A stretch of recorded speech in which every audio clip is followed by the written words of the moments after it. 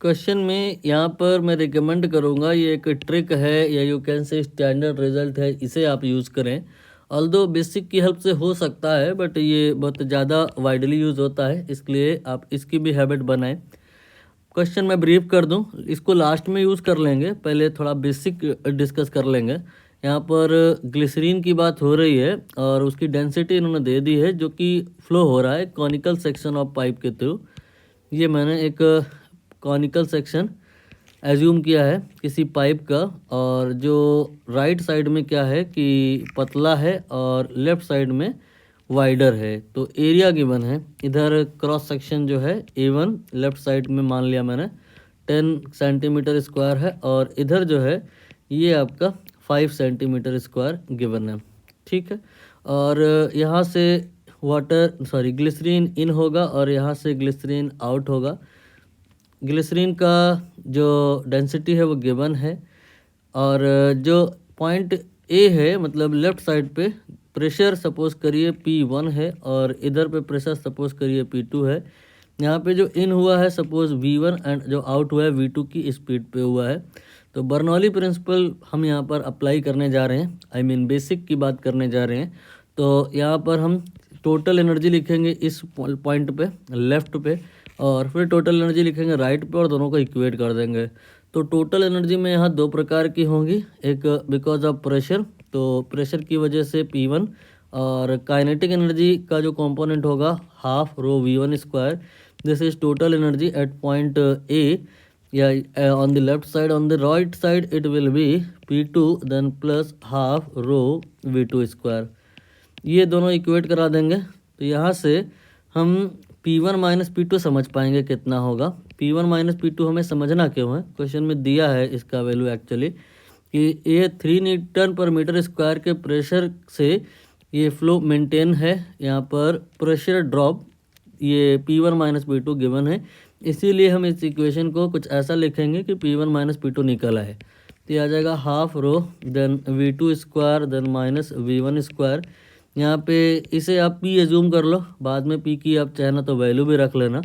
ये आ जाएगा हाफ देन रो देन V2 और V1। ये कैसे निकाले जाते हैं, एक्चुअली आप जानते होंगे कि रेट ऑफ फ्लो जो वॉल्यूमेट्रिक फ्लो होता है यानी कि dV/dt, ये जितना वॉल्यूम यूनिट टाइम में फ्लो हो रहा होता है वो हर जगह एक जैसा ही होता है, कांस्टेंट होता है।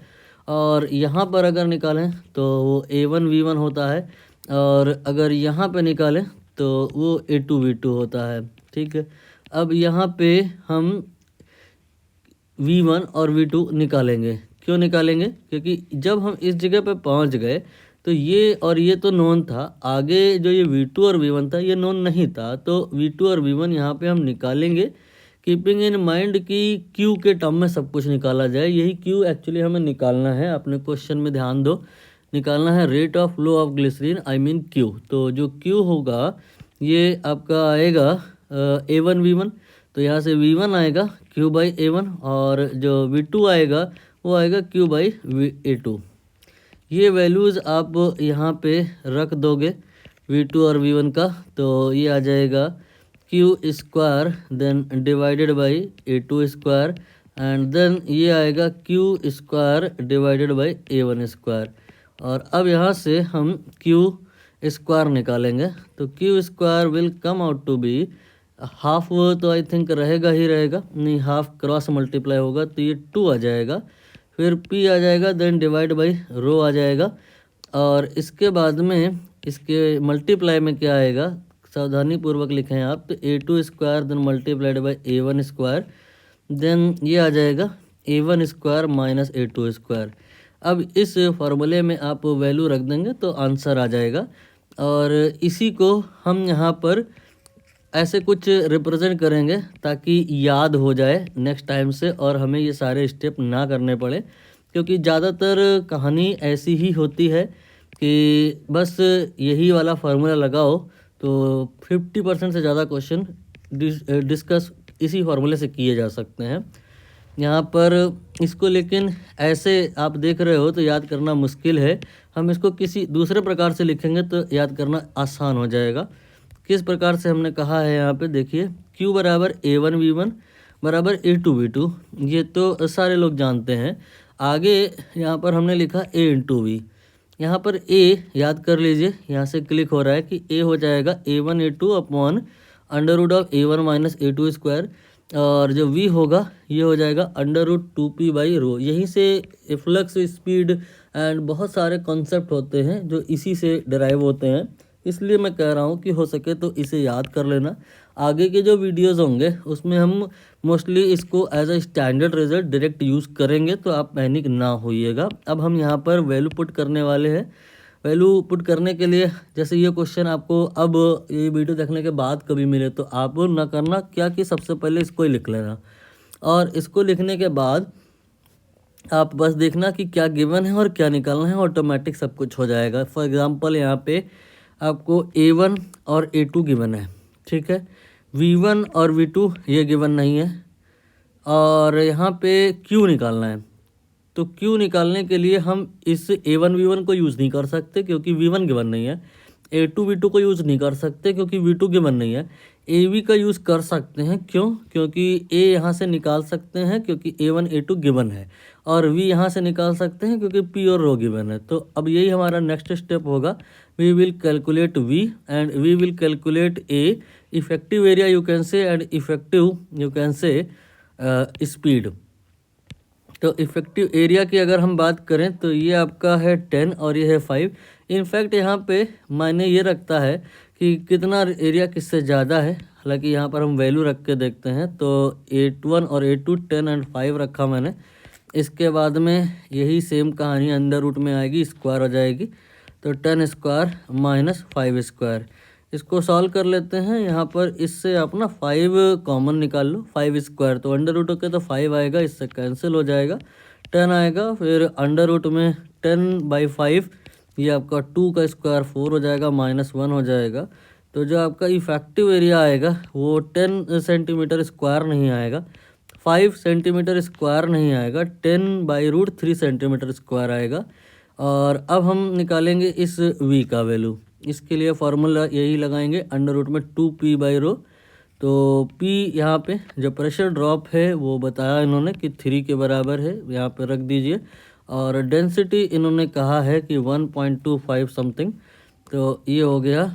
यूनिट एक बार चेक कर लेना, कोई इशू ना आए। 1.25, एक काम करते हैं, इसको 1000 से गुणा करके 1250 लिख लेते हैं। अब आप यहाँ पर ये जो देख रहे हो एरिया है और ये जो देख रहे हो स्पीड है, दोनों को मल्टीप्लाई कर दो तो वॉल्यूमेट्रिक फ्लो रेट आ जाएगा। और फिर बाद में इस क्वेश्चन को एक्सटेंड भी कर सकते हैं, V1 और V2 भी निकाल सकते हैं। अभी फ़िलहाल हम Q को निकाल लेते हैं। तो Q जो आएगा दैट विल बी एरिया, जो इफेक्टिव एरिया है 10/√3 है, और जो इफेक्टिव स्पीड है वो है 2 then into 3 and divided by 1250। अब यहाँ पे नोटिस करो ये 3 तो पूरा का पूरा कैंसिल हो जाएगा, और आप इस 10 को अंडर रूट के अंदर मल्टीप्लाई कर दो तो वो आपका हो जाएगा 100 एंड डिवाइडेड बाई 125। ठीक है। एक काम हमने यहाँ पर ये नहीं किया कि एरिया जो ये वाला था ना, ये सेंटीमीटर स्क्वायर में था, हमको इसको 10⁻⁻4 से मल्टीप्लाई करना चाहिए था ताकि वो ना मीटर स्क्वायर में आ जाए। ठीक है, तो मैंने 10/√3 को मीटर स्क्वायर में कर लिया, 10⁻⁻4 ऐसा। ठीक, अब हम इसको और सोल्व करेंगे तो इधर ये 0 कैंसिल होगा और न्यूमरेटर में 10 आएगा इंटू 2 125 आएगा। एक काम कर लो, इसको आप 125 को पर स्क्वायर रूट बनाने के लिए कुछ ऐसे लिखो कि ये 25 × 5 हो गया। ठीक है, और अब ये 5 इसको कैंसिल करेगा तो 2 हो गया, 2 × 2 ऊपर 4 हो गया, 4/25 आया, 4 का हो जाएगा 2 और 25 का हो जाएगा 5 और गुणे 10⁻⁻4। ये आपका SI सिस्टम में आंसर आ गया है। और अब हम इसे अपने आंसर से मैच कराने के लिए 10⁻⁻4 को 10⁻⁻5 लिखेंगे।